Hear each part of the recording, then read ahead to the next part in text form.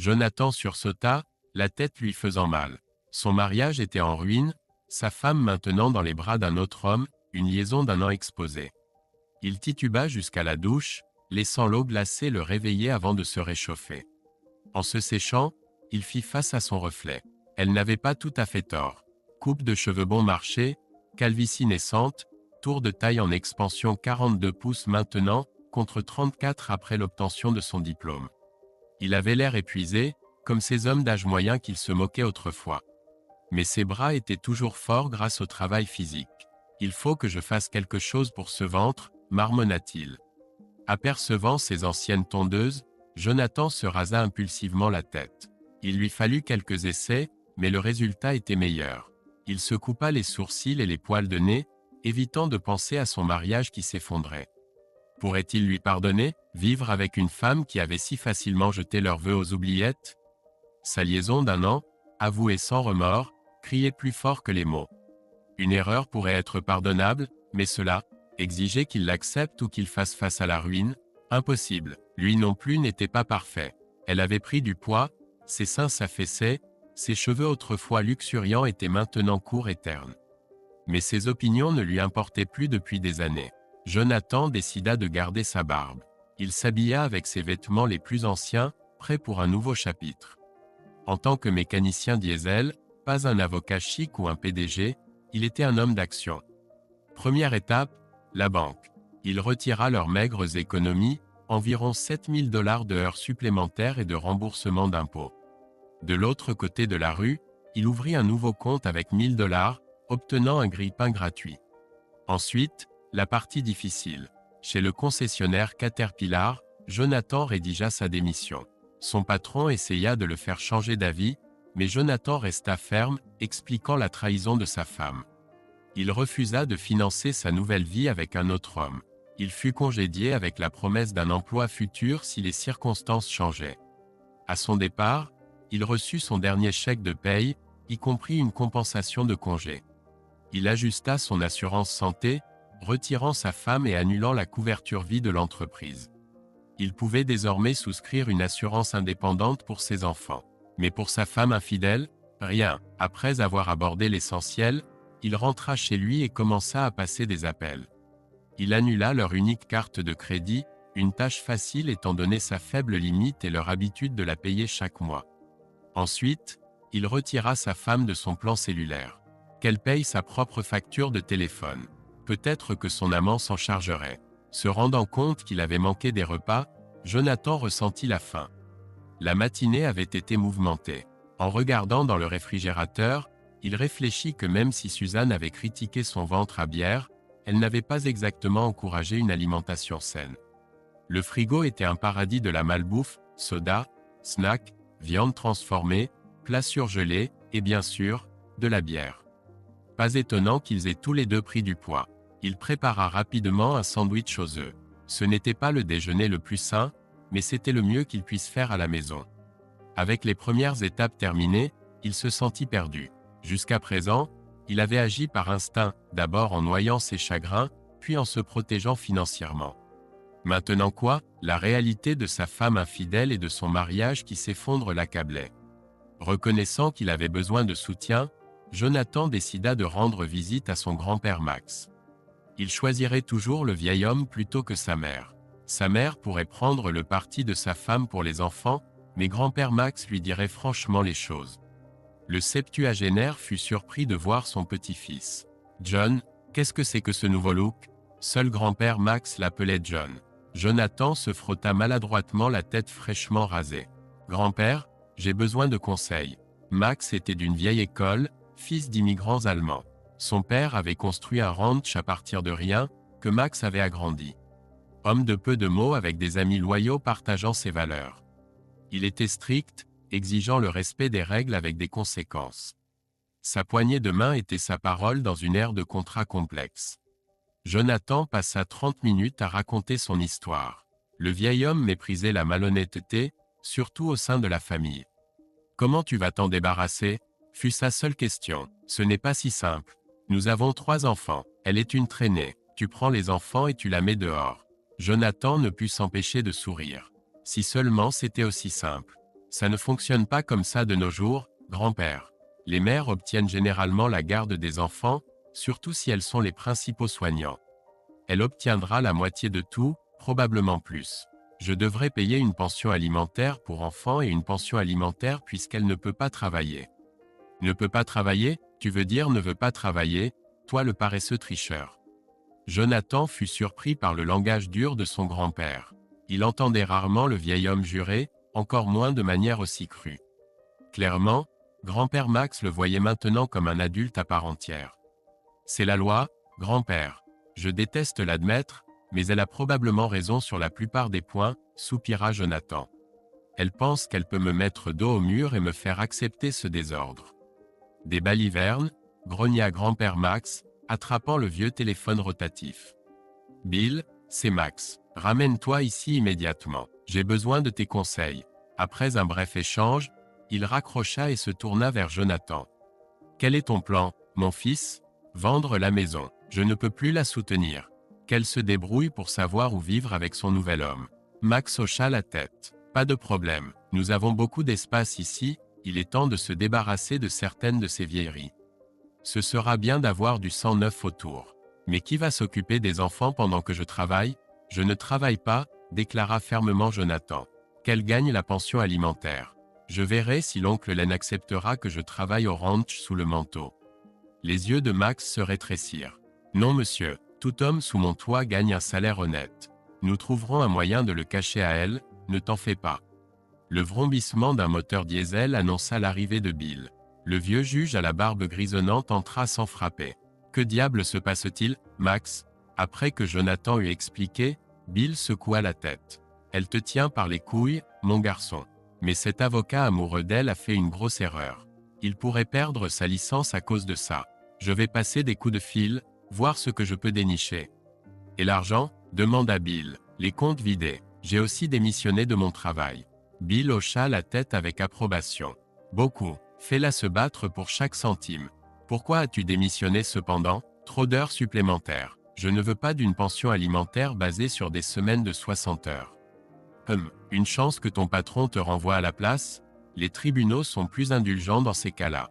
Jonathan sourit à la sagacité du vieux juge. Sa famille n'est pas encore au courant. Elle veut que ça reste secret. Bill renifla, sortant son téléphone. Jimmy, c'est Bill. J'ai de mauvaises nouvelles concernant ta petite fille Suzanne. Elle le trompe. Pas de blague. Elle a avoué il y a 2 jours ça dure depuis 1 an. Elle dit qu'elle ne partira pas, veut qu'il l'accepte. Il n'est pas d'accord. A toujours été égoïste. Ça ne finira pas bien. Je pensais que tu devrais le savoir. Bill se tourna vers Jonathan, les yeux flamboyants. Elle a brisé le vieux, traître. Personne ne veut croire que leurs enfants peuvent dévier du droit chemin, soupira Jonathan. Elle pourrait revenir aujourd'hui, avertit le grand-père. Prends le contrôle. Aucun homme digne de ce nom ne tolérerait cela. Et la maison que tu as achetée?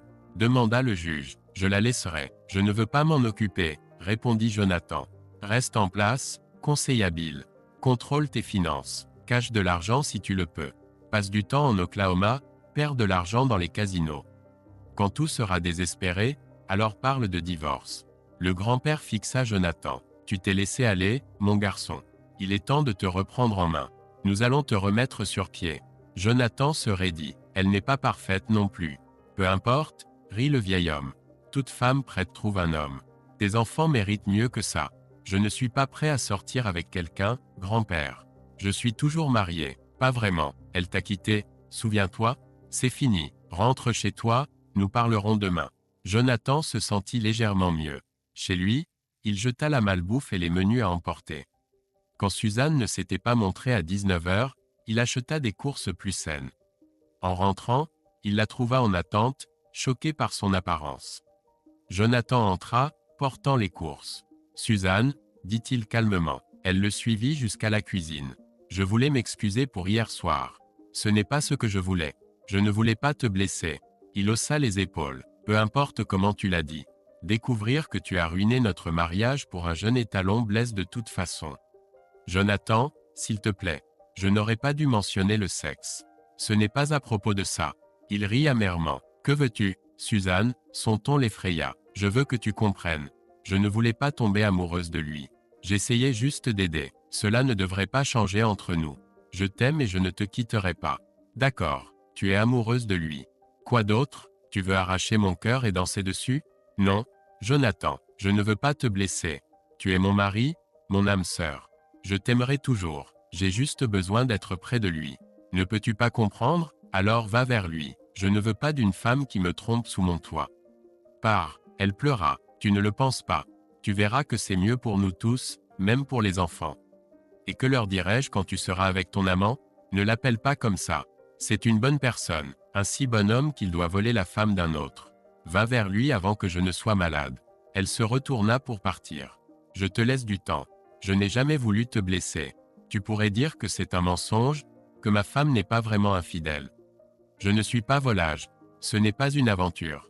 Je l'aime. L'aimais-tu la première fois que vous avez fait l'amour? Quand tu as trahi ta famille?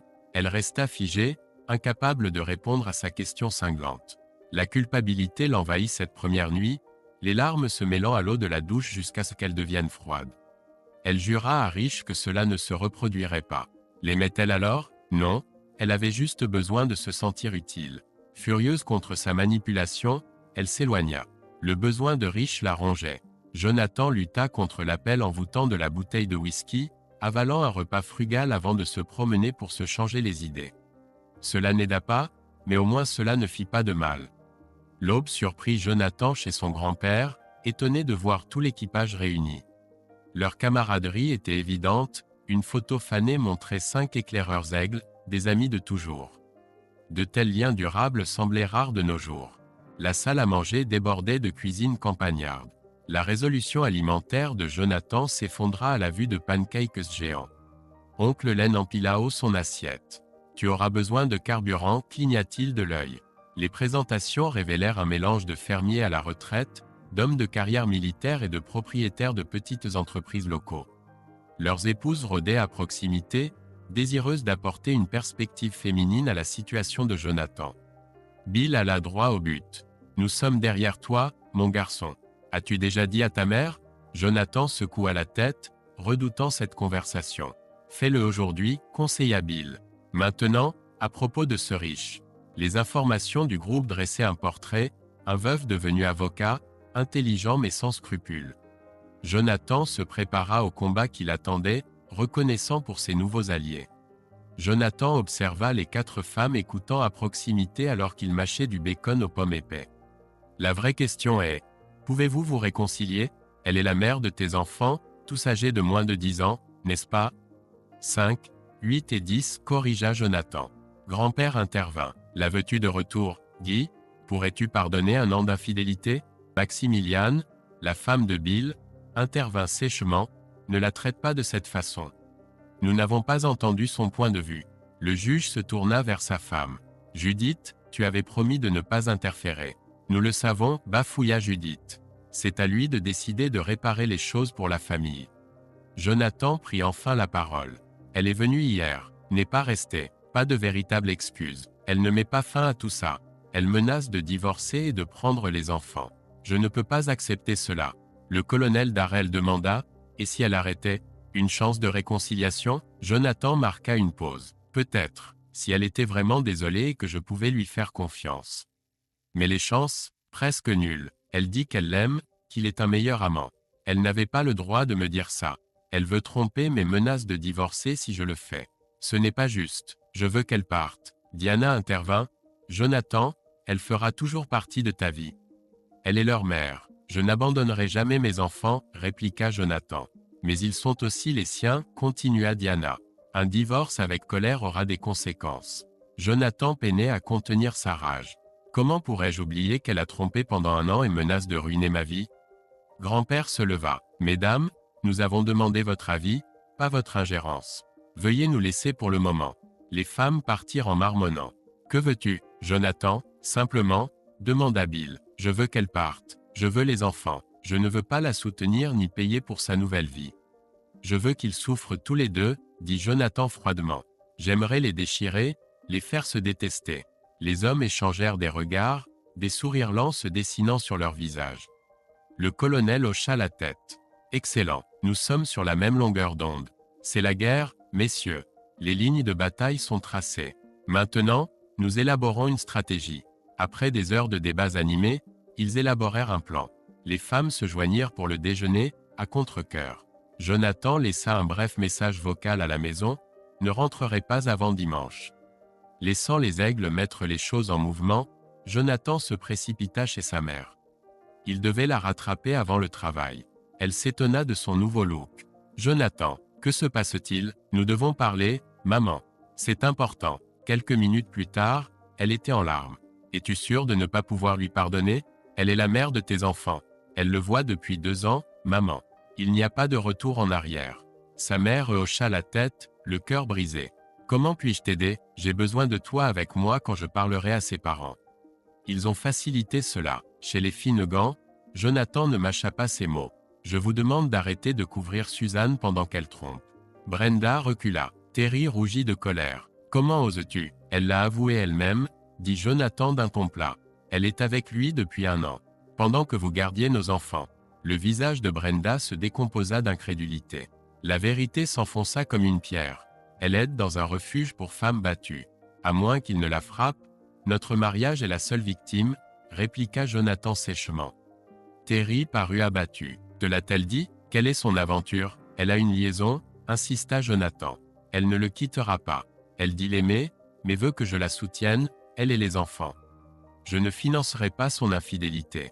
Brenda fondit en larmes. Je n'arrive pas à y croire. Mais je peux croire qu'elle nous a utilisés comme couverture. Arrêtez, vous l'aidez à détruire notre mariage. Nous n'avons aucune chance tant qu'elle est avec lui. Vous comprenez? Terry lâcha. Es-tu sans péché? Peut-être as-tu aussi trompé? Ne va pas par là. Ma seule faute était de travailler trop dur pour cette maison qu'elle voulait et ses nouveaux dessous pour son amant. Peut-être que je me suis négligé, pris du poids, travaillé de longues heures. Mais est-ce que cela justifie 1 an de tromperie? Le père de Suzanne lança un regard noir à Jonathan. Je ne jugerai pas avant d'avoir entendu son côté de l'histoire. Bien sûr, répliqua Jonathan sarcastiquement. Pour papa, sa fille est toujours parfaite. Elle ne pourrait pas être une trompeuse. Arrêtez de la protéger pendant qu'elle trompe. Sors, répliqua Terry, le visage rouge. Très bien, se leva Jonathan brusquement. Comment vous sentez-vous d'élever une fille qui trompe et utilise ses parents comme couverture? Fier, dehors, rugit Terry, son tempérament irlandais s'enflammant. Caroline, la mère de Jonathan, regardait avec incrédulité. Jonathan se dirigea vers la porte, lançant une dernière pique. Félicitations, papa. Beau travail d'élever une femme de petite vertu. Sa mère s'emporta. Comment oses-tu dire ça? Tu as délibérément envenimé la situation. Je voulais le mettre en colère. Si elle cachait cela, elle devra s'expliquer. S'ils savaient, tant pis pour eux. Jonathan prit la direction du nord vers l'Oklahoma. Son plan? Récupérer des tickets perdants, séjourner dans un hôtel, jouer et peut-être trouver une distraction. Il ne ressentait aucune culpabilité à l'idée de coucher potentiellement avec une autre femme. Une fois que sa femme avait avoué avoir trompé pendant 1 an, leur mariage était terminé. Il ne restait plus que des formalités. Son téléphone sonna quelques minutes après avoir quitté la ville, mais il l'éteignit avant la frontière. Qu'elle gère la tempête qu'elle a déclenchée. Après tout, elle avait quelqu'un avec qui passer du temps. Ce soir-là, il se rendit aux tables de casino, puis au bar. En 30 minutes, il discutait avec une belle femme prête à le consoler moyennant finance. Il ressentit un pincement de malaise à l'idée de payer pour du sexe, puis il en rit. Cette femme le faisait pour de l'argent, sa femme l'avait fait par amour pendant 1 an. Au moins, il n'impliquait pas de sentiments. Après son départ, il passa une main dans sa nouvelle coupe de cheveux, souriant. Le meilleur sexe depuis des années, pensa-t-il. La femme ressemblait à une déesse et lui laissait carte blanche. Les meilleurs $400 jamais dépensés, de l'argent que sa femme ne reverrait jamais. Le lendemain, Jonathan erra dans le casino, jouant au craps et au poker, dépensant encore quelques centaines de dollars. Jonathan rassembla des tickets de paris perdant d'une valeur de milliers de dollars. Ce soir-là, il trouva une autre escorte, plus âgée mais attirante. Pour $300, elle lui offrit plus que la fille de la veille. Sentant que son mariage était terminé, il se laissa aller pleinement, allant même jusqu'à lui donner un pourboire de $50. Elle lui donna sa carte pour de futurs rendez-vous. Seul cette nuit-là, Jonathan se sentit étrangement satisfait mais seul. Il bouillonnait de colère à propos de l'infidélité de sa femme. Quel égoïsme! Échanger sa famille pour un avocat lambda, typique de ces menteurs, traîtres sans scrupules. Le lendemain matin, il se rasa la tête et tailla sa barbe. Le miroir lui montra un homme transformé. De retour chez lui, ses enfants l'accueillirent avec excitation. « Où sont passés tes cheveux, papa ?» Suzanne le fixa, à peine contenu sa fureur. « Nous devons parler, siffla-t-elle. « Je veux du temps avec les enfants, » répliqua Jonathan froidement. Il discuta avec eux de leurs grands-parents. « Qui garde Nancy après l'école ?» interrogea-t-il. Suzanne insista pour qu'il parle. Jonathan répliqua, « J'aimerais avoir une épouse fidèle. On dirait que nous sommes tous les deux déçus. » Elle s'enfuit en pleurant. « Pourquoi maman est triste ?» demanda Joey. « Elle s'est mal comportée, » répondit Jonathan. « A-t-elle cassé quelque chose ?» se demanda Nancy. « Oui, elle a cassé quelque chose d'important, » pensa-t-il amèrement. Dans leur chambre, Suzanne explosa. « Comment as-tu pu impliquer mes parents ? Comment as-tu pu tromper ?» répliqua Jonathan calmement. « Où étais-tu ces 2 dernières années ? Ce n'est plus ton affaire, dit-il. Tu l'as choisi lui plutôt que moi. Pourquoi mon téléphone est-il éteint ? Exigea-t-elle. Je l'ai annulé. Et ton assurance ? Et ta carte de crédit ? Pourquoi ferais-tu ça ? Es-tu si mesquin ? Je ne te paierai pas. Si tu veux être une femme de petite vertu, fais-le à tes frais, siffla Jonathan. Je ne suis pas une femme de petite vertu. Je suis tombée amoureuse. Es-tu si égoïste que tu ne vois pas la différence ? Je suis égoïste de vouloir que ma femme respecte ses vœux. Ne mêle pas les enfants à ça. Tu l'as fait quand tu les as abandonnés pour être avec ton amant. On ne passait pas juste du temps au lit. Je prenais soin de lui. Il avait besoin de moi. Comment exactement as-tu pris soin de lui, Suzanne ? Ne sois pas vulgaire. Je cuisinais, je faisais le ménage. On discutait. Il m'écoutait vraiment. Donc tu jouais à la maison avec lui pendant que nous mangions des plats à emporter ? Tu as abandonné ta famille pour un autre. Ce n'est pas comme ça.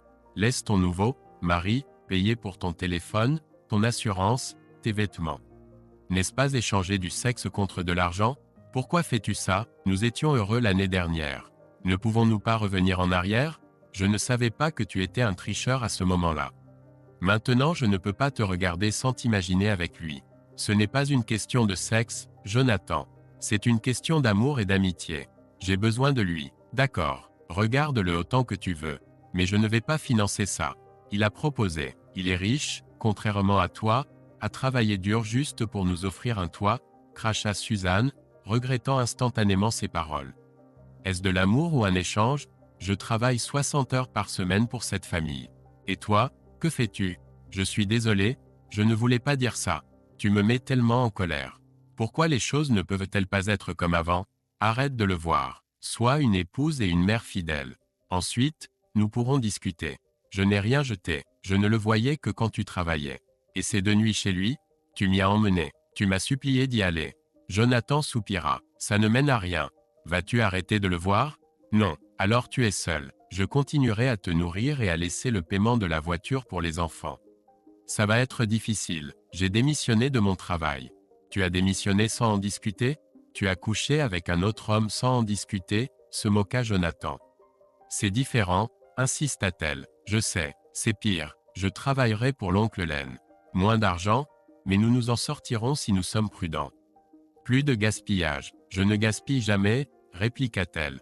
L'essence pour la maison de riche ? Celle de tes parents ? Les déjeuners ? Les rendez-vous café ? Silence. Puis la réalisation frappa. Comment ? Qui a dit riche ? Richard Patton. Riche pour ses femmes faciles. Assistant juridique vivant de l'argent de la mort de sa femme. Tu te trompes. C'était un accident. Il est avocat, a passé le barreau. Il doit travailler dur pour te sauter toute la journée. Arrête, cria-t-elle. Les yeux de Jonathan se rétrécirent. Je croyais que tu voulais de l'intimité. Crie plus, invitons les enfants. Ce n'est pas toute la journée. As-tu déjà couché avec moi après lui ? Elle rougit. Ce n'est pas une question de sexe. Mon Dieu, Suzanne, tu me dégoûtes. Tu fais de moi un cocu ? Non, Jonathan, jamais. Je t'aime. S'il te plaît, pouvons-nous arrêter ça ? Je vais arranger les choses. Jonathan secoua la tête. Préviens-moi quand c'est fini. Si je suis toujours là, nous verrons ce qu'il en reste. Il partit, se fit un sandwich, regarda Suzanne prendre des appels. Elle s'approcha plus tard. Mon grand-père m'a renié. Tu es odieux. Arrête de le voir, dit Jonathan. Je serai de retour pour le dîner. Cuisinez quelque chose pour une fois. Nous devons parler, supplia-t-elle. Après le dîner, quelques minutes plus tard, Jonathan se tenait devant la porte de Rich. Arrêtez de coucher avec ma femme. Tu as tué la tienne, maintenant tu tues mon mariage. Le petit homme tremblait. Gide, je ne sais pas ce que. Arrête de voir Suzanne Fremont. Ma femme, ne conduis pas avec elle. Si elle meurt, je ferai de tes derniers moments un enfer. Pas de meurtrier avec la mère de mes enfants. C'était un accident, sanglota Rich. Tu vis de l'argent du sang. Tu as séduit ma femme. Arrête, sinon je t'arrêterai. Tu ne peux pas me menacer, pleurnicha Rich. Laisse-la tranquille, meurtrier. Achète d'autres femmes, pas ma femme. Jonathan partit, son message délivré. À la maison, Suzanne était furieuse. Suzanne s'approcha de Jonathan, fulminant. Il passa calmement à côté d'elle, attrapant leur plus jeune enfant et la chatouillant. Nous devons parler, en privé, exigea Suzanne. Jonathan haussa les épaules et se dirigea vers la chambre à coucher, se réjouissant secrètement de la voir de nouveau agacée. L'as-tu menacé? L'as-tu traité de meurtrier? Suzanne éclata une fois la porte fermée. Qui? Ne fais pas l'innocent. À quoi pensais-tu? Je lui ai dit de rester loin de ma femme. Cela semble raisonnable. Tu l'as traité de meurtrier. Il a tué sa femme. Je ne veux pas que tu sois la prochaine. C'était un accident. Tu n'as aucun droit. Il conduisait. Elle est morte. Même résultat qu'une balle dans la tête. Suzanne le regarda incrédule. Comment as-tu pu? Cela l'a presque détruit. J'ai passé des années à l'aider à se remettre. Donc si je le rends dépressif à nouveau, ce cauchemar pourrait-il prendre fin? Demanda Jonathan froidement. Tu ne peux pas être sérieux. Je danserais sur sa tombe si cela signifiait que tu redeviendrais une épouse fidèle. Suzanne frissonna, voyant la vérité dans ses yeux. Il a besoin de moi, Jonathan. Si tu m'as jamais aimé, tu comprendrais. Quand il sera assez fort, je le quitterai. S'il te plaît, laisse-moi faire. Je serai la parfaite épouse. Fais ce que tu veux, Suzanne. Mais tant que tu seras avec lui, nous serons mariés de nom seulement. Je ne sais pas combien de temps je pourrai supporter cela. Je t'aime toujours, je le prouverai, j'ai juste besoin de temps. Ou quoi, tu vas me divorcer, prendre les enfants, la loi est de mon côté. Tu paieras, tu travailleras jusqu'à la mort, tu ne les verras jamais. Le visage de Jonathan s'assombrit. Cela n'arrivera jamais, fais-moi confiance. Suzanne hésita, réalisant qu'il était très sérieux.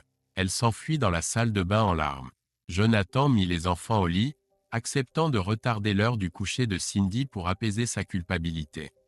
Alors que la maison se calmait, il entendit Suzanne au téléphone. Jonathan ouvrit une bouteille de vin et prit 2 verres en cristal.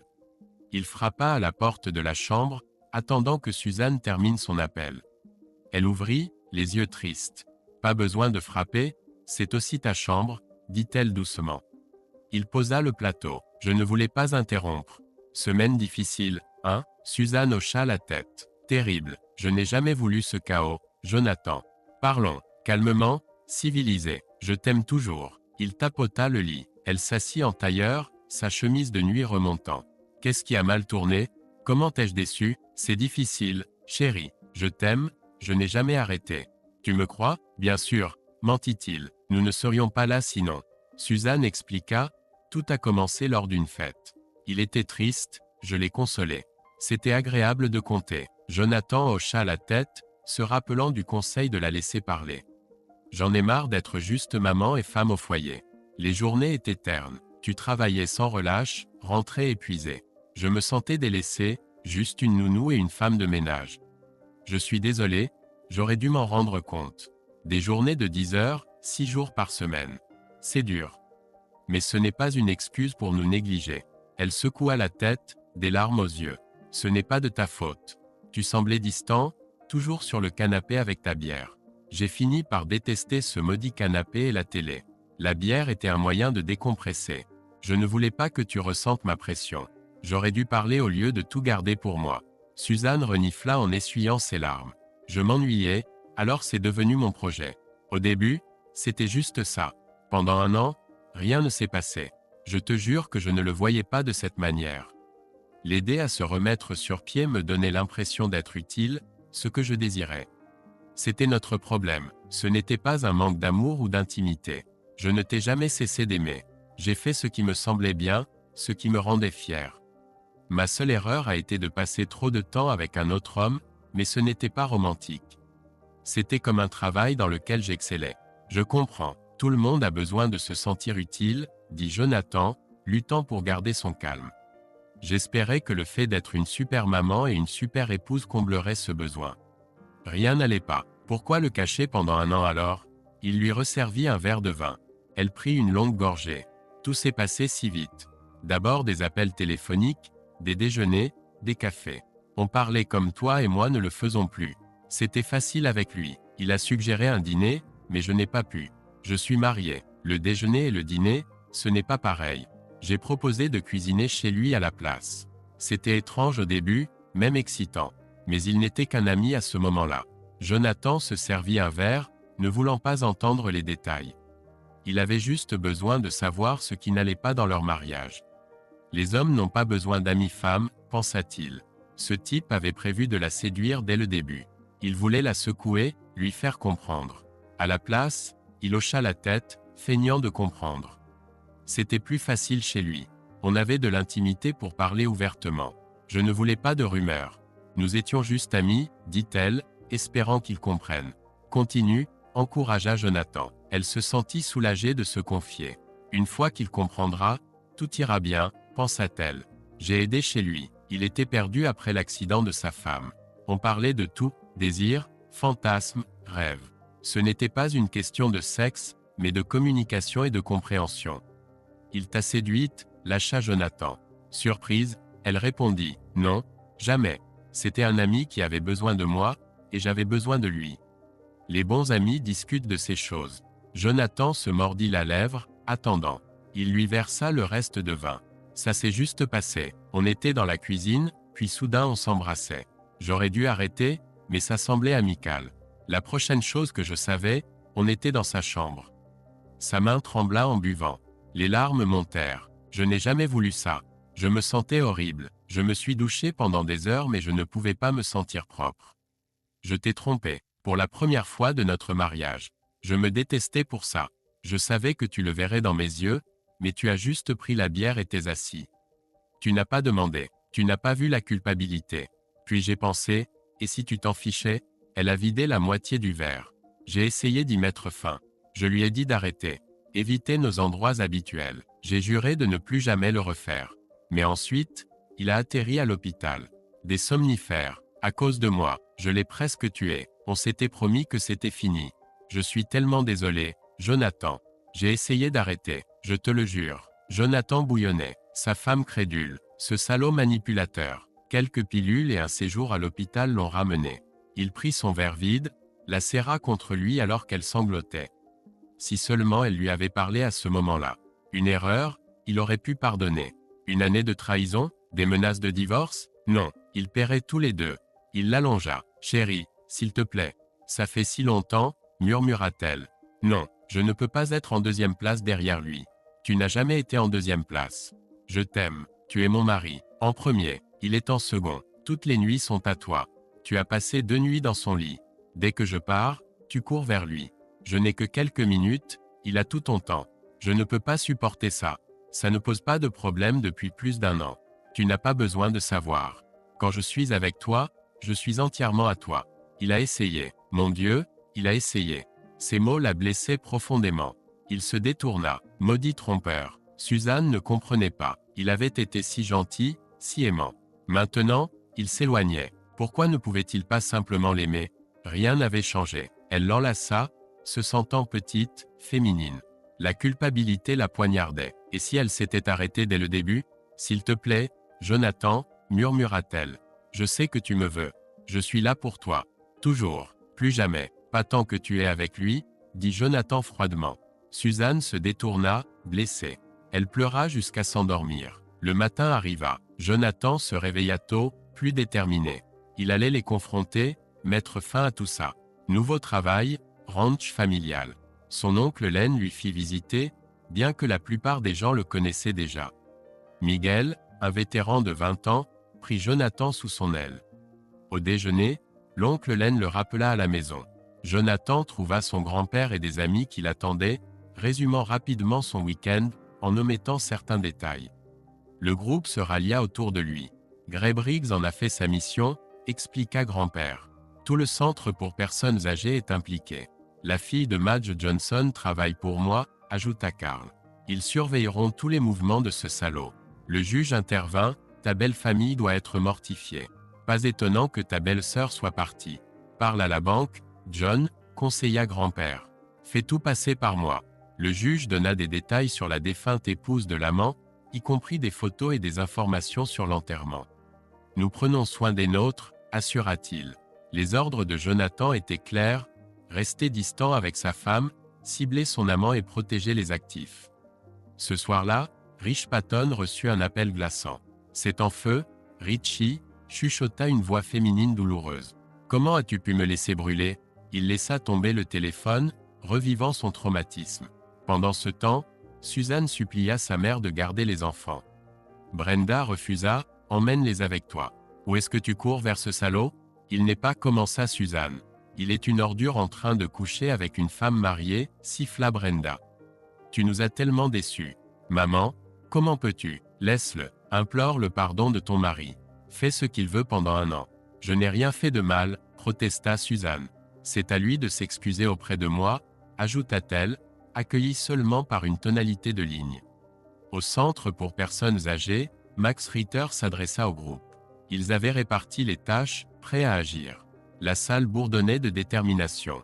Les lignes téléphoniques étaient occupées toute la nuit. Phase 1, répandre la nouvelle. Phase 2, mettre la pression sur la génération suivante. Rendre les choses claires, ce comportement ne passera pas. Bientôt, toute la ville en parlera. Tromperie, vieille histoire. La moitié des gens là-bas ont probablement fauté. Mais ça, le manque de respect, s'attendre à ce que le conjoint se laisse faire pendant qu'il joue à la famille heureuse? Impardonnable. Le colonel se rassembla avec son cercle intime. Sommes-nous conscients des risques? Des hochements de tête tout autour. John Crum prit les devants. Les clés de la maison de Rich circulaient dans les coulisses. Photos, lettres, saletés, ils allaient tout déterrer. Suzanne se faufila dans le garage de Rich, abandonnant son déguisement. Drôle, pensa-t-elle, elle avait tout à fait le droit d'être là. Ils tombèrent dans le lit, pas besoin de mots. Ensuite, Rich se retourna contre elle. Comment as-tu pu tout gâcher? Personne au travail ne me regardera même. Suzanne était abasourdie. Moi, c'est toi qui voulais tout avouer, tu te souviens? Menacé de divorce? Rich explosa. Tu étais censé garder le silence. Comment a-t-il découvert? Je lui ai dit franchement, comme nous l'avions prévu. Tu es un homme, tu aurais dû savoir comment il réagirait. Quoi? Je dois être un homme des cavernes pour penser comme lui? Suzanne commença à s'habiller, dégoûtée. Rich bloqua la porte. Où vas-tu? On vient à peine de commencer. Tu ne devrais pas parler de Jonathan de cette façon. C'est un bon homme. Bon, répandre des rumeurs, te manquer de respect? Qu'y a-t-il de bon là-dedans? Suzanne boutonna sa blouse et arrangea ses cheveux. Je dois y aller, Rich. Je suis déjà en retard. Rich la serra contre lui. Reste, Suzy Q. On a besoin de ça. Tu es tout pour moi. Elle l'embrassa doucement. On trouvera une solution. Pas de nuitée cependant. Viens après que les enfants soient endormis. Tu ne veux pas de ça? Suzanne hésita. Laisse-moi réfléchir. Les choses sont compliquées à la maison. Et un petit câlin avant que tu partes? Insista Rich. Ces mots piquèrent. Était-ce tout ce qu'elle représentait pour lui? Je dois vraiment partir. Tu m'as promis de ne jamais me refuser, insista-t-il. Retenant ses larmes, Suzanne obéit mécaniquement. Plus tard, Max appela sa fille Caroline. À quoi pensais-tu? Laisser les enfants pendant qu'elle trompe? Caroline confronta Suzanne à son arrivée. Plus jamais, traîtresse menteuse. Suzanne tressaillit. Je n'ai pas, épargnez-moi. Tu pues la trahison. La colère l'emporta. Très bien, tu auras de la chance de revoir les enfants. Caroline la gifla. Tu n'es qu'une putain. Jonathan était assis avec son grand-père, furieux. Personne ne garde mes enfants sans mon accord. Ni toi, ni maman, personne. Ne blâme pas ta mère. Elle essayait d'aider. Je ne le fais pas. Je blâme le menteur sous mon toit. À la maison, Cindy demanda, maman, qu'est-ce qu'une Jézabel? Le sang de Suzanne bouillonnait. Cette vieille sorcière n'avait aucun droit. Ce n'est rien, ma chérie. Juste des discussions d'adultes. Elle jura. Plus de rendez-vous de jeu avec Dana. Cela se terminait maintenant. Rich entra dans le bureau de son ancien employeur, ignorant les chuchotements et les regards.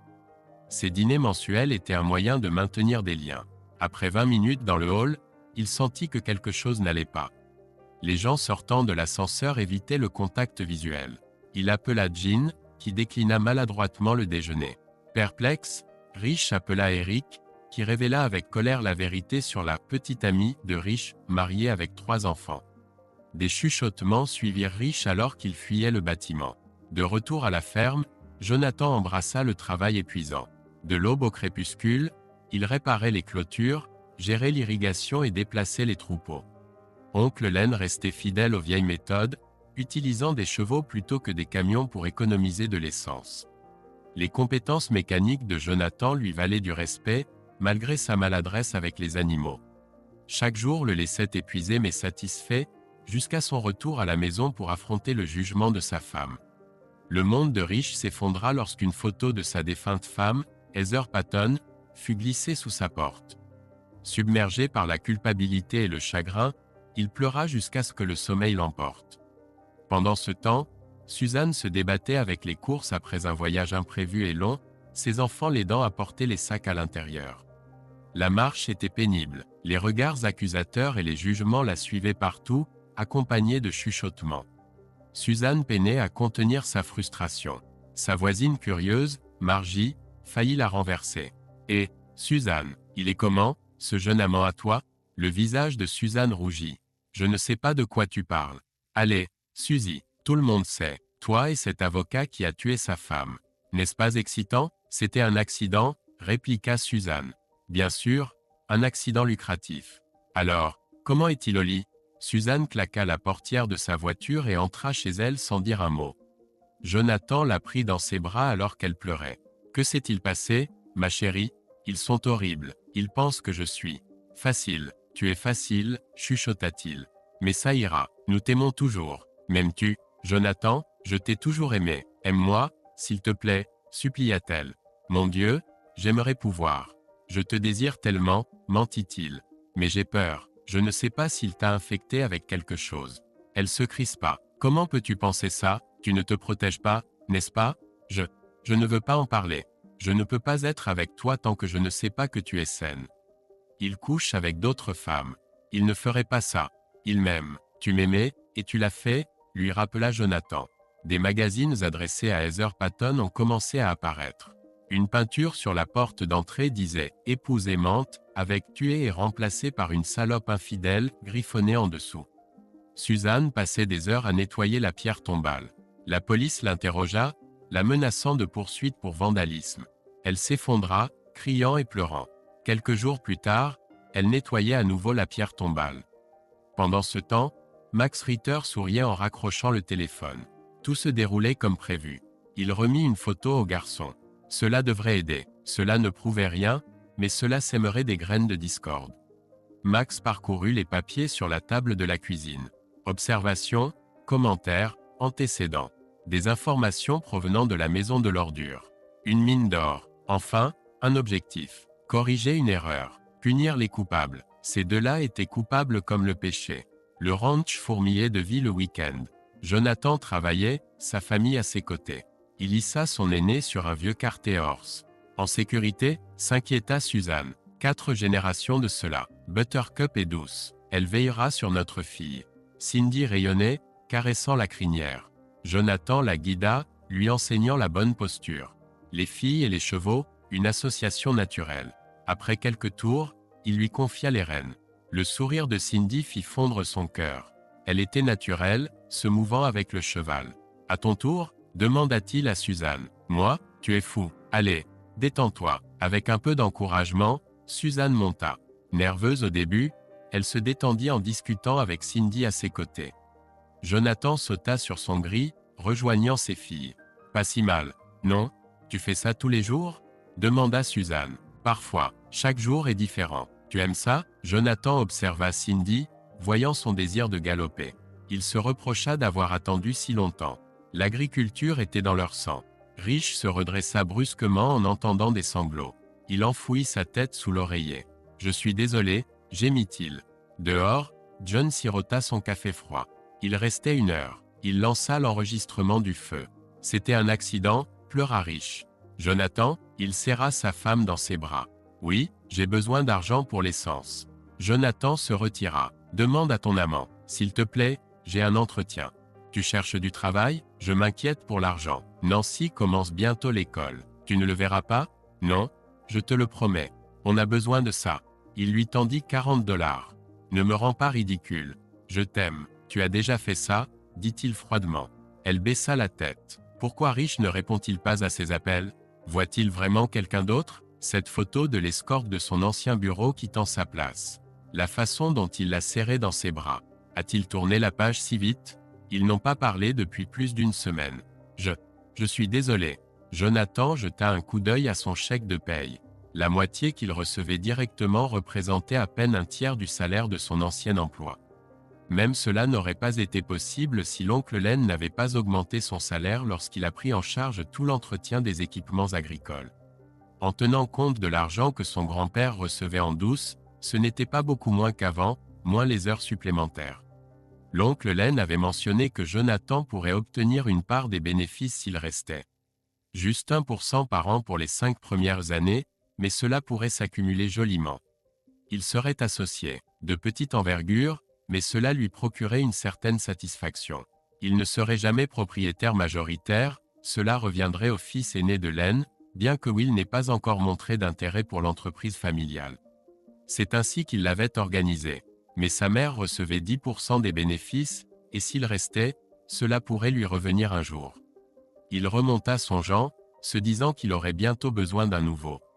C'était la deuxième fois qu'il devait les changer. Il ne connaissait plus sa taille de taille, mais il avait percé 2 nouveaux trous dans sa ceinture. Tout ce travail en extérieur le changeait. Il rejoignit les autres gars pour célébrer la paye au Spur & Saddle. Mikey, le géant au surnom enfantin, lui donna un coup de coude. Ce mignon te dévore des yeux. Jonathan regarda où étaient assises 3 femmes. La petite rousse lui faisait clairement signe. Il attira l'attention du barman. Qu'est-ce qu'elles boivent? Demanda-t-il en désignant la table. Un pichet de Shiner. J'en prendrai un aussi. Le vieux barman acquiesça, fit un clin d'œil, et posa le pichet devant lui. Il se dirigea vers leur table, se tenant près d'une chaise vide, bière à la main. Juste pour que vous sachiez, je ne suis pas grec, dit-il.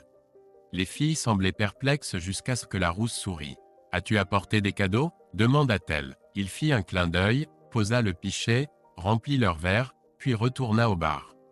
1 minute plus tard, la blonde tapota son épaule. « Tu plaisantes? Tu ne vas même pas nous rejoindre pour une bière? J'ai arrêté la bière, expliqua-t-il. Elle regarda son verre. Jonathan rit. « Je n'ai pas encore arrêté le Jim Beam. Alors apporte ton Jim Beam et installe-toi. » 1 heure passa avec les charmantes dames. Il obtint 2 numéros et 3 étreintes, dont une avec un joli baiser. Peut-être que grand-père avait raison. C'était vraiment simple comme bonjour. La vie de Suzanne était en chute libre. Elle était devenue la risée de la ville, moquée et insultée à chaque tournant. Elle avait abandonné ses cafés chics pour du Dunkin', tout ce qu'elle pouvait se permettre maintenant. Elle était dans la file d'attente du drive-thru quand le vieil homme lui apporta sa commande. Il la regarda, s'éloigna de la fenêtre, puis revint en souriant. Il lui tendit son café par la fenêtre. « Commande spéciale pour les tricheurs » ricana-t-il. Sa main tremblait de rage en le prenant. Le couvercle était mal fermé. Elle ne voulait pas imaginer ce qu'il avait fait. Elle se souvint avoir fait un scandale en se plaignant du service chez McDonald's. Elle avait été humiliée et ridiculisée en plein magasin. Le manager riait le plus fort. Elle lança un regard noir au vieil homme, ouvrit le couvercle, et renversa le café. L'abruti sourit. « Peut-être que tu n'es pas aussi bête qu'on le dit. » Rich avait peur de brancher son téléphone. Il ne savait jamais quand sa femme allait rappeler, le hantant, le blâmant pour sa douleur et sa misère. Logiquement, il savait que ce n'était pas vraiment elle. Les chuchotements le hantaient la nuit, implorant un soulagement. La paranoïa s'installa, tout le monde semblait le juger. Ce n'était pas de sa faute. Pourquoi ne pouvait-il pas comprendre? Un accident. Ces notes écrites de sa main étaient une torture. Tu te souviens de ce bar? De cette robe? De notre anniversaire? De Cancun? Richie. Il noya son chagrin, feuilletant des albums cachés. La beauté de Heather sur le bateau, explorant ensemble des ruines. Mon Dieu, il l'aimait. Maintenant, elle était partie. Sa faute. C'était un accident, ma chérie, sanglota-t-il. L'équipe du colonel planifiait leur prochaine action. Il va craquer en premier, insista Max. Augmentons la pression. Le juge hésita, mais fut outvoté. Suzanne était sous le choc de la salive de la vieille femme. 2 semaines de silence. Sa maison sombre, moite. Où était-il? Avec cette autre femme, elle revisita leur café, perdue dans ses souvenirs. Des chuchotements et des rires l'entouraient. Un type arrogant s'approcha. Une belle dame ne devrait pas pleurer. Allons boire un verre. Je suis mariée, protesta-t-elle. Il sourit. Ça ne t'a jamais arrêté avant. Nous allons te faire passer un bon moment, tous les trois. Laisse-moi tranquille, cria-t-elle, horrifiée. Qu'était-elle devenue? Rien de personnel, d'accord? Elle enfouit son visage dans ses mains, les larmes coulant librement. Jonathan observait son grand-père guider les mains de son fils sur la corde. Tiens la boucle ici, garde ses parties parallèles, à environ un pied du nœud. Enroule-la comme ça. Leur cible? Un poteau dans une botte de foin. La 3e tentative fut la bonne. Le garçon fit tourner la corde de gauche à droite, puis au-dessus de sa tête, avant de la lancer en avant. La boucle fila droit, atterrissant sur le poteau. Des acclamations éclatèrent de la part de Jonathan, Suzanne et Cindy. La petite Nancy, inconsciente, jouait avec Blue, le vieux chien de berger de grand-père. Ses compagnons fidèles étaient des piliers du ranch, et grand-père ne pouvait se résoudre à les euthanasier. Ils prendraient leur retraite à la maison, vieillissant et s'épanouissant, se prélassant dans l'affection de leur propriétaire. La main de grand-père sur l'épaule de Joey raviva des souvenirs pour Jonathan. Un peu brouillon, mais c'est un début. Un éloge de taille, en effet. Suzanne se pencha et chuchota, « Il est tellement doué avec les enfants. » Je ne m'y attendais pas. Jonathan répondit, « Il a toujours été comme ça. Certains de mes meilleurs jours étaient ici. » Suzanne entoura sa taille de ses bras, « Nous avons aussi passé de bons moments. Il n'est pas trop tard pour plus de moments en famille, n'est-ce pas? » Jonathan haussa les épaules, incertain. Rich plaida au bureau d'accueil, « S'il vous plaît, je dois la voir. » La réceptionniste feignit de vérifier le planning. « Désolé, monsieur Patton, le docteur Schiffer est complet. Peut-être dans 2 semaines? » Rich supplia, 5 minutes. Juste renouveler mes ordonnances? D'effet, il sortit en traînant les pieds. Hélène pensa, bon débarras, voleur de femmes, et passa un appel. Suzanne raccrocha, frustrée. Il ne pouvait pas être constamment au téléphone. Où était-il quand elle avait besoin de lui? Elle avait tant sacrifié, pour être maintenant ignorée. À son insu, bloquer ses appels était simple. John Crum avait montré à ce scélérat comment le faire la dernière fois qu'il était venu. Jonathan tira sur les rênes, incitant la vache têtue à avancer. Pourquoi s'était-elle égarée du troupeau? Il se posa cette question en la guidant de nouveau vers la barrière, la menant vers un pâturage frais avec les autres. Elle tourna pour se cacher dans les buissons, mais Vincent, le chien de bétail, lui mordit la jambe. Jonathan remarqua les mouvements prudents de la vache, soupçonnant une blessure. Il fallut 2 cordes et 1 heure de lutte pour la maîtriser en vue de l'examiner. Miguel le trouva en train de soigner sa patte. Dangereux d'être seul, avertit le vieil homme. Je ne voulais pas qu'elle boite jusqu'au buisson, répondit Jonathan. Je pensais pouvoir gérer. Miguel hocha la tête. Tu t'en sors? Oui, monsieur. Elle sera de l'autre côté de la barrière d'ici ce soir. Jonathan ressentit une fierté depuis longtemps perdue. Son corps lui faisait mal, mais il était plus heureux qu'il ne l'avait été depuis des lustres. Il libéra la vache, la réconfortant. Vincent attendait patiemment des éloges. Jonathan sourit, se remémorant Joey nommant le chien d'après la nuit étoilée de Van Gogh. Chez lui, sa femme l'accueillit en nuisette transparente. « Où sont les enfants ?» demanda-t-il. « Chez ta mère. Jusqu'au matin ?» répondit-elle nerveusement. « Nous avons besoin de temps seuls. » L'odeur du steak emplissait l'air. Alors qu'elle enlevait ses bottes, il riait en la voyant par terre, ses culottes rouges visibles. Pendant le dîner, elle avoua. « Je suis clean. Je ne le reverrai plus. S'il te plaît, pardonne-moi. » Jonathan la porta jusqu'à la chambre, le dîner oublié. Après 2 mois de séparation, la passion les consumait. Ils se sont douchés ensemble et se sont endormis dans les bras l'un de l'autre. Suzanne cherchait ses enfants au ranch, les jambes endolories à force de rester debout. Elle aperçut des hommes rassemblés à l'intérieur de la clôture, apparemment en train de se battre. Grace, la femme de Len, la retint. « Ils apprennent à tes garçons l'autodéfense, expliqua-t-elle. Suzanne se crispa, regardant son fils avec Jason Crum. « Je ne veux pas qu'ils se battent, protesta-t-elle. Suzanne observa sa fille Cindy servir des boissons, offrant à Jason une avec un rougissement. Grace emmena Suzanne à l'écart, la réprimandant pour ne pas apprécier le combat de Joey. Il a protégé Cindy des garçons qui pensaient qu'elle serait facile comme toi, siffla Grace. Suzanne s'écria, nous n'acceptons pas la violence. Grace ricana, es-tu stupide? Sois fier qu'il ait défendu la famille. Cindy s'approcha, les yeux rivés sur Jason. N'est-il pas magnifique, maman? Le cœur de Suzanne s'assombrit, réalisant que sa réputation mettait en danger sa fille. Max apparut, louant la force de Joey. Suzanne supplia, ne le laisse pas se blesser. Max ricana, ce n'est pas lui qu'il faut craindre. Pendant ce temps, les agents Banks et Gilroy enquêtaient sur une maison putride. Comment quelqu'un pourrait-il se suicider à cause d'une femme? Se demanda Gilroy. Ils ont fait leur rapport. Lors de la réunion des Eagles, Jonathan discuta du suicide. Ce salaud a eu ce qu'il méritait, dit-il froidement. Carl mentionna la dévotion de Suzanne envers Jonathan. Ça ne change rien, insista Jonathan. Je veux en finir avec ça. Son grand-père lui serra le poignet douloureusement. Les mains usées de Jonathan pouvaient casser des noix ou réduire en poussière des os. Suzanne comprit son contact, c'était aussi proche d'une étreinte qu'elle aurait. Ça va être dur pour les enfants, marmonna-t-il. Ils sont bons, je ne sais pas comment ils ont pu sortir d'elle, mais ils l'ont fait. Je sais, répondit Jonathan. Je ne les empêcherai pas de la voir. Je ne supporte juste pas ce qu'elle a fait. 1 an, c'est trop. Suzanne sentit l'espoir renaître. 3 mois depuis que son monde s'était effondré, mais les choses s'amélioraient. La vie au ranch avec les enfants guérissait leurs blessures. Elle sourit, pensant à leur passion ravivée.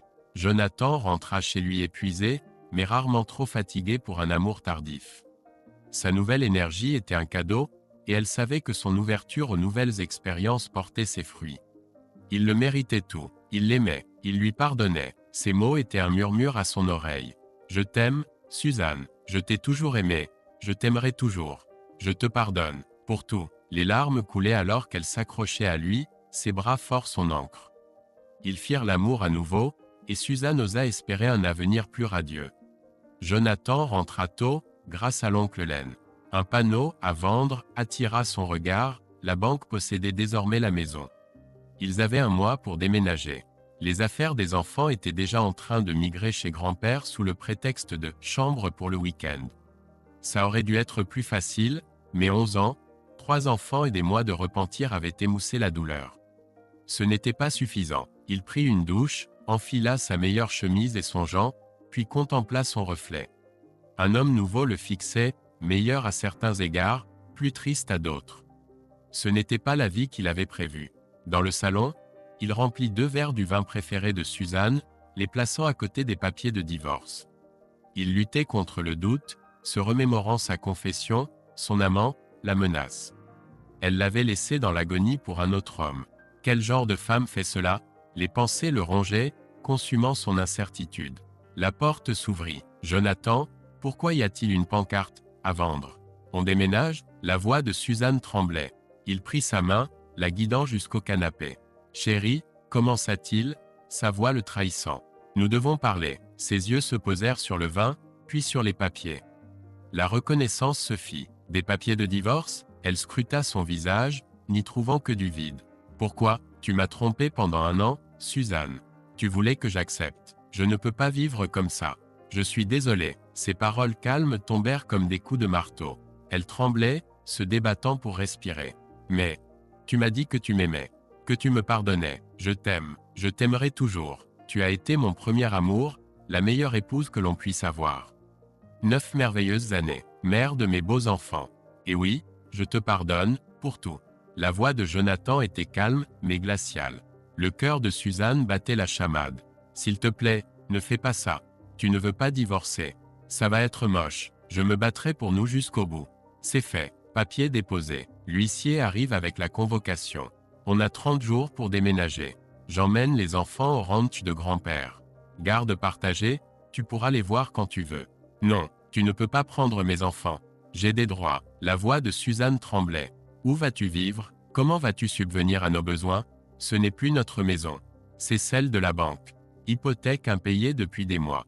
Suzanne fixa, choquée. Comment? Pourquoi je ne le savais pas? Parce que je ne voulais pas que tu le saches, répondit-il froidement.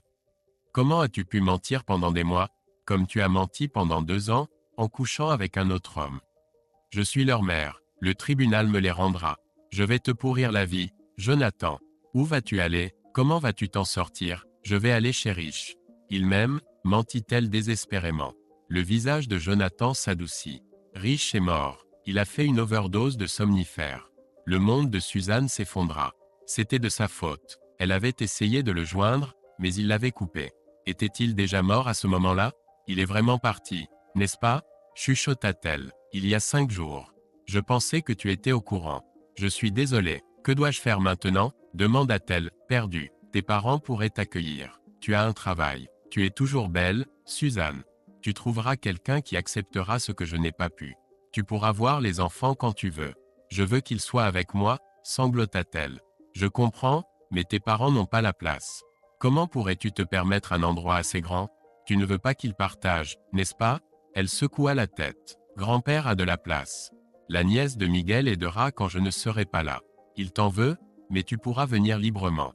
Tu pourrais m'aider. Pension alimentaire et soutien aux enfants. Je gagne moins de 20 000.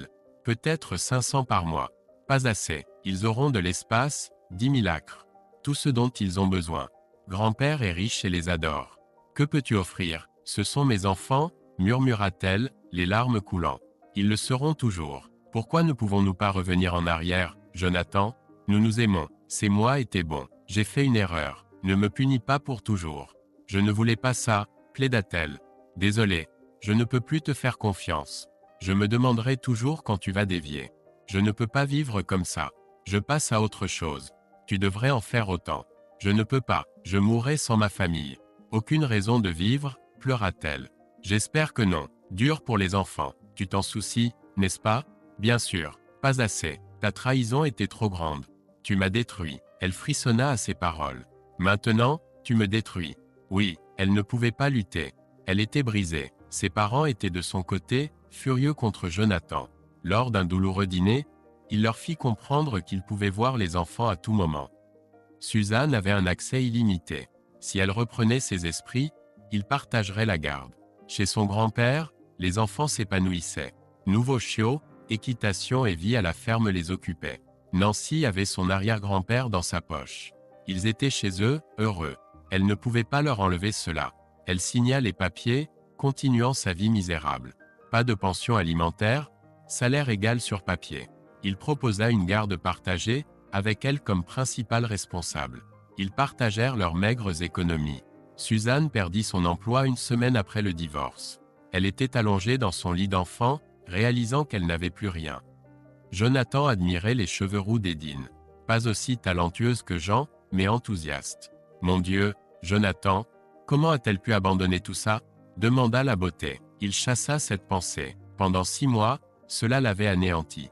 Plus maintenant. Ils étaient allongés ensemble. Tu dois partir bientôt? Demanda Jonathan. Je peux rester aussi longtemps que tu veux, dit-elle prudemment. Il savait qu'elle proposait de rester pour la nuit, mais il n'était pas prêt. Elle était superbe, mais buvait trop et manquait de chaleur. Ce tempérament, pas idéal pour être mère. Pas comme Cathy, douce Cathy, la plus aimante en ce moment. Suzanne rencontra sa grand-mère. Elles sirotèrent du thé dans le salon. Tu as l'air affreuse, ma chérie, dit grand-mère Bridget. Je sais, marmonna Suzanne, évitant son regard. Elle se souvenait des paroles dures et condamnatrices. Son grand-père n'avait toujours pas reconnu son existence. Cela fait 1 an, Suzanne. Avance. Tu es jeune, à peine 30 ans. 35 ans, grand-mère. La vieille femme rit. Ma chère, je donnerais n'importe quoi pour avoir de nouveau 35 ans. Veux-tu échanger? Pas en 1 million d'années. Je ne pourrais pas faire ça à ton grand-père. Suis-je si terrible? Non, ma chérie, tu as commis une terrible erreur. Mais tu peux la surmonter. Elle sirota son thé. Juste de passage ou as-tu besoin de quelque chose? Suzanne la regarda. 56 ans de mariage. Peut-être avait-elle des réponses. Je le veux de retour, grand-mère. Il est seul. Il sort avec des femmes, mais pas longtemps. Je vois comment il me regarde le dimanche. Nous étions parfaits. J'ai été idiote. Je veux ma famille de retour. C'est demander beaucoup, ma chérie. Tu lui as fait beaucoup de mal. Je sais, je ferai tout. Est-ce possible? Suis-je en train de rêver? Bridget se recula, voyant sa petite fille brisée. Mais à 35 ans, jolie si elle essayait, belle silhouette. Elle l'avait fait tomber amoureux une fois.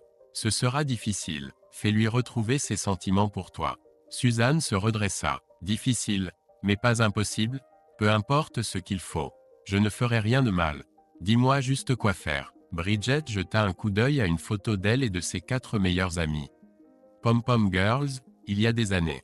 Les Fab Five, toutes toujours mariées, attirant les regards. Si seulement les gens connaissaient leurs secrets sur les hommes. Laisse-moi passer quelques appels. Nous avons du travail à faire.